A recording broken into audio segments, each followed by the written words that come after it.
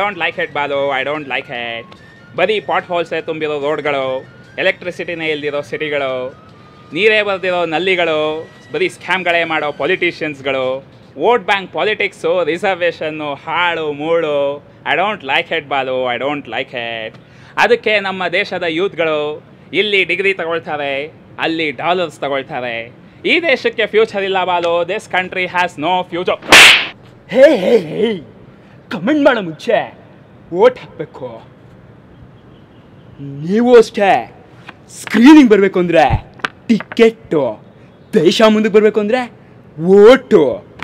Karnataka police. Vote ಹಾಕ್ಬಿಟ್ರಪ್ಪ, ಇವೆಂಟ್ಗೂ ಬಂದ್ಬಿಡಿ.